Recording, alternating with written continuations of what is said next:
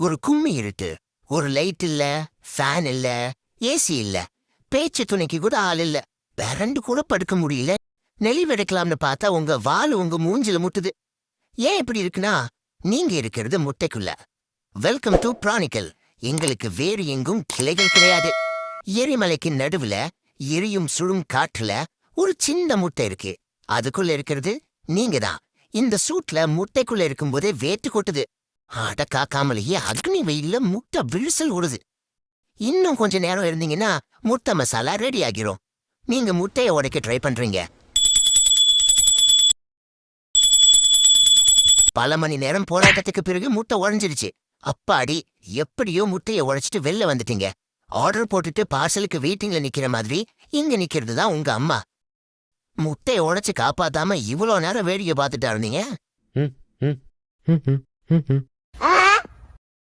என்ன அழுகுன முட்டையில half boil போடுற ஸ்மெல் வருது?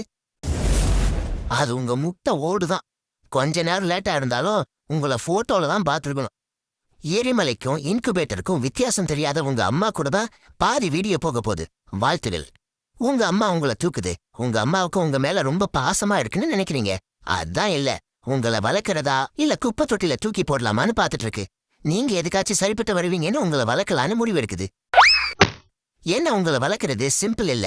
ராட்சச கழுகுல ஆரம்பிச்சு சில்வண்டு மாதிரி இருந்துட்டு சூடு உறிஞ்சி எடுக்கிற லாவா அட்டை வரைக்கும் உங்களுக்கு ஆபத்து தான். அதனால ரெட் டிராகன் சொல்லிட்டு நெஞ்ச நிமித்திட்டு நடக்கிறத விட்டுட்டு குமிஞ்சி எதுவும் கடிச்சிட்டு இருக்கான்னு பாக்கணும். நீ அதுக்கு சரிப்பட்டு வரமாட்ட. நல்ல வேலையா உங்க குருவி தப்பிச்சிச்சு. இன்னொரு பக்கம் உங்க பிரதர்ஸ் குட்டையா கோமாளித்தனமா பசியில இருக்கிறாங்க, உங்கள மாதிரியே. உங்க அம்மா ஃபுட் பார்சல் எடுத்துட்டு வராங்க. அதுல வெந்தும் வேகாமையும் கறி இருக்கு. உங்க பிரதர்ஸ் சண்டைக்கு தயாரா இருக்கிறாங்க. ஏன்னா ரெட் டிராகன்ஸ் பொறுத்த வரைக்கும் ஸ்ட்ராங்கா இருந்தாதான் சாப்பாடு கூட கிடைக்கும். வீக்கா இருந்தீங்கன்னா சாப்பாடு இல்லாம சாக வேண்டியதுதான். இப்படியே வெந்தும் வேகாமையும் வாழ்க்கை போயிட்டு இருக்கு. இதுதான் உங்களோட survival rules. Be strong or die. எப்பயும் போல இன்னைக்கும் பார்சல் வருது. ஜெயிக்கிறோமோ இல்லையோ, முதல்ல சண்டை செய்யணும். என்னது இது? வெறும் எலும்பு மட்டும்தான் இருக்கு. அதுக்கப்புறம் உங்களுக்கு டெய்லியும் எலும்பு மட்டும்தான் வருது. ஒரு நாள் எலும்புன்னா பரவாயில்ல, எப்போதுமே எலும்பு மட்டும்தான் எப்படி? இன்னைக்கும் பார்சல் வருது. சண்டை போட்டுக்கிறதுக்கு முன்னாடி நீங்க ஒரு யோசனை சொல்றீங்க. தல, எல்லாரும் மத்த விரிபிடிச்ச மனுஷங்க மாதிரி அடிச்சு பிரிச்சு மேஞ்சு கொன்னு சாகிறதுக்கு முன்னாடி அதை பிரிச்சு என்ன இருக்குன்னு பாப்போம், அப்புறம் அடிச்சுப்போம். வர்த்தா எதுவும் இல்லைன்னா ஒழுங்கா பிரிஞ்சு போயிடலாம்ல. இந்த ஐடியா உங்க ப்ரோஸ்க்கும் பிடிச்சிருக்கு. அதனால ஃபர்ஸ்ட் பார்சல பிரிக்கிறீங்க. இன்னைக்கும் அதே எலும்புதான். ஆனா இன்னைக்கு வந்த எலும்புல எலும்போட நுனியில ஒரு கறி பீஸ் ஒட்டிட்டு இருக்கு. உங்க அம்மா தூங்கிட்டு இருக்கும் போது மூச்சு காட்டுற உங்க மேல படுது.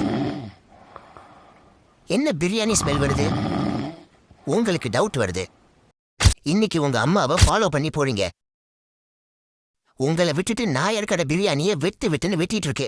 சதிகாரி, பட்ஜெட் பத்தலன்னு எங்களை பட்டினி போட்டுட்டல மதுரையர். உங்களுக்கு இப்ப கொஞ்சம் நெருப்பு வாயிலிருந்து வருது. ஆனா ரொம்ப தூரம் நெருப்பு வெளில போக மாட்டேங்குது. இப்போதைக்கு உங்களால எவ்வளவு தூரம் நெருப்பு விட முடியும்னா உங்களை நீங்களே எரிச்சுக்கிற தூரத்துக்கு. ஆனா உங்களுக்கு எதுவும் ஆகல. ஏன்னா ரெட் டிராகன்ஸ் ஃபயர் ப்ரூஃப். ஃபயர்னால உங்களுக்கு பிரச்சனை இல்லை. நீங்க உங்களை எரிச்சுக்கிட்டே நடந்து போறீங்க. நீங்க போற இடம் எல்லாம் எரியுது. உங்க அம்மா உங்க அரமெண்டல் வேலையை பார்த்துட்டு உங்களை தூக்கிட்டு போகுது, ரொம்ப உயரத்துக்கு. அது ஏன்னா உங்களால பறக்க முடியுதான்னு பாக்குறதுக்கு. இதுல என்ன சந்தேகம்? உங்களுக்கு தான் பறக்க தெரியாதே, அது உங்க அம்மாக்கும் தெரியும். அப்புறம் ஏன் தூக்கிட்டு போகுதுன்னா, நம்ம சாப்பிட்டதை பார்த்துட்டான் போலயே. இன்னைக்கு இவனுக்கு ஒரு பாயசத்தை போட்டுற வேண்டியதான். நாயரு ஒரு பாயசம் பார்சல். வானத்திலே குட்டி கருணா அடிக்கிறீங்க, ரெக்கைய மேலையும் கீழே அடிக்கிறீங்க. நீங்க சுத்திட்டே இருக்கிறீங்க. உங்க வாழ்க்கையை உங்க கண்ணு முன்னாடி வந்துட்டு போகுது. கடைசி நிமிஷத்துல உங்க 7ஆம் அறிவு எட்டி பாக்குது. உங்க விங்ஸ் பறக்க தொடங்கிடுச்சு. அப்பாடி, நீங்க சாகல. இல்லைன்னா 5 நிமிஷத்துல வீடியோ முடிஞ்சிருக்கும். நீங்க தலை இறங்கிட்டீங்க. நீ இன்னும் சாகலையாங்கிற மாதிரி உங்க அம்மா உங்களை பாக்குது. ஒன்ஸ் மோர் போகலான்னு தூக்கிட்டு போகுது. திரும்ப திரும்ப திரும்ப தூக்கி போடுது. நீங்க பறக்க ஆரம்பிச்சிட்டீங்க. ஒரு குருவியை போற ஸ்பீடுக்கு பறக்குறீங்க. நீங்க ஹண்ட் பண்ணியே ஆகணும். ஏன்னா உங்க அம்மா உங்களை ஒன்ஸ் மோர்ல தூக்கி போட்டதுக்கு காரணம் உங்களை விரட்டி விடுறதுக்கு தான். நீங்களே தான் உங்களுக்கு இனிமே சாப்பாடு தேடணும். இந்த குருவியை பிடிக்கிறதே உங்களுக்கு ஒரு சவாலா இருக்கு. உங்களோட ஃபர்ஸ்ட் சக்சஸ்ஃபுல் ஹண்ட். எப்படியோ பிடிச்சிட்டீங்க. சாப்பாடு ரெடி ஆகிருச்சுன்னு சாப்பிட போறீங்க. ஆனா ஒரு பிரச்சனை இருக்கு. உங்களுக்கு எதிரியா இடத்துல இருக்கிறது யாருன்னா, அது உங்கள மாதிரியே இருக்கிற பெரிய ரெட் டிராகன்ஸ். ரெட் டிராகன்ஸை பொறுத்த வரைக்கும் அதுக்குன்னு ஒரு எல்லை அமைச்சுதான் வாழும். எல்லையில ஆறு, குளங்கள், ஏரிகள், நீரைந்த எல்லை அமைச்சிட்டு ராஜா பகவத் மாதிரி வாழலாம். ஆனா உங்களுக்கு கிடைக்க போறது ஒரு குப்தாதான். ஓ சாரி, ஸ்பாய்லர். டிராகன்ஸ் அதோட எல்லையை மற்ற டிராகன்ஸ்க்கு தெரிய வைக்கிறதுக்கு அதோட எல்லையை சுத்தி நகத்தை வச்சு கீரல் போட்டு வச்சிருக்கோம். அது எப்படி இருக்குன்னா, தோ இந்த மாதிரி. இதுக்கு அர்த்தம் நீங்க வேற டிராகனோட எல்லைக்கு வந்துட்டீங்க. ஒன்னும் பிரச்சனை இல்லை. நீங்க மற்ற டிராகனோட எல்லைக்கு வந்தாலும் இந்த எல்லையோட எல்லா இடத்துலயும் ஒரு டிராகனால இருக்க முடியாதுல்ல. உங்களால மற்ற டிராகன் பக்கத்துல இருக்குதா இல்லையான்னு ஸ்மெல் வச்சு உணர முடியும். அந்த ஸ்மெல் எப்படி இருக்குன்னா, புளிச்ச மோர்ல அழுகுன முட்டையை ஊத்துன மாதிரி இருக்கும். Bad smell. இப்ப வருதுல்ல, இதே ஸ்மெல் தான். இதுல இருந்து என்ன தெரியுதுன்னா, நம்ம மாட்டிக்கிட்டோன்னு. Hi bro. பெரிய டிராகன்ஸ் இன்னொரு டிராகன் எல்லைக்கு வந்தா அதை அபேஸ் பண்ணிரும். நீங்க சின்ன டிராகன்கிறதுனால உங்கள்ட்ட இருந்து உங்க சாப்பாடை புடுங்கி திங்குது. இந்த அநியாயத்தை எதிர்க்கிறீங்க, குட்டி கருணாடிக்கிறீங்க. ஆனா ஒரு பிரயோஜனமும் இல்ல. ஏன்டா அவங்களெல்லாம் உங்க அம்மா பெத்துச்ச? இந்த எல்லையோட டிராகன் வந்துருச்சுன்னு நினைக்கிறேன். ஓடிருன்னு சொல்லிட்டு ஓடிருச்சு. இந்த எல்லை இவனோடது இல்ல போல. உங்க குருவிய குத்திட்டு ஓடிட்டான். உயிர் தப்பிச்சுன்னு நீங்களும் ஓடிட்டீங்க. ஃபியூ வீக்ஸ் லேட்டா நீங்க எப்ப கொஞ்சம் வளர்ந்துட்டீங்க. உங்க உடம்புல உள்ள ஒவ்வொரு நரம்பும் இரும்புல போட்டு இடியாப்பம் மாதிரி தடியாவுது. இறக்கைகள் நல்லா வலுவடையுது. பற்கல்களும் தாடைகளும் பனியார மாதிரி பெருசாகுது. எலும்புகளும் ஸ்ட்ராங் ஆகுது. நகங்கள் கூர்மையாகுது. உடம்புல உள்ள சாஃப்ட் செதில்கள் ஹார்ட் ஆகுது. கத்திய வச்சு கூத்துனாலும் உள்ள போகாது. புல்லட் ப்ரூஃபான கேட்டீங்கன்னா, சங்க காலத்துல தான் டிராகன் வாழ்ந்துச்சான். அப்போதைக்கு கன் இருக்க வாய்ப்பு இல்லை. அதனால புல்லட் ப்ரூஃபான் டெஸ்ட் பண்ணிருக்க வாய்ப்பு இல்லை.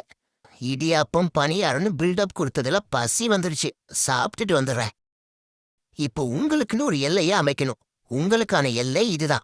அழகான அற்புதமான சாக்கடை நிறைந்த குட்டை. நல்ல இடங்கள்லாம் மற்ற டிராகன்ஸ் கைப்பற்றிருச்சு. அதனால இன்னொரு டிராகன் கிட்ட அடிச்சு புடுங்குற வரைக்கும் இங்கதான் இருக்கணும். நீங்க சண்டைக்கு தயாராகுறீங்க.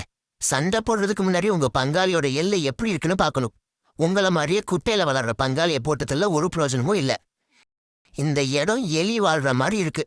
இதுக்கு நம்ம குட்டையிலேயே குளிச்சுக்கலாம். இந்த இடம் யாரோடதுன்னா, உங்க கோ பிரதர் குல்லையனோடது. இவனுக்கு இந்த இடமே அதிகம்தான்.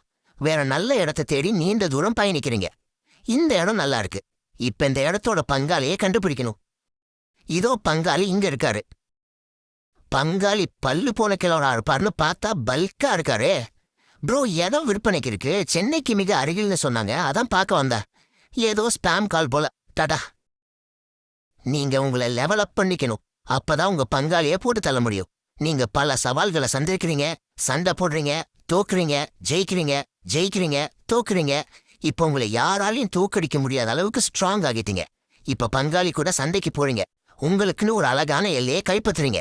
இப்ப நீங்க உங்களுக்குன்னு ஒரு வழித்துணையை கண்டுபிடிக்கணும். அப்புறம் என்ன, உங்க வழித்துணை கூட டெய்லியும் குஜிலி மாஸ் தான்.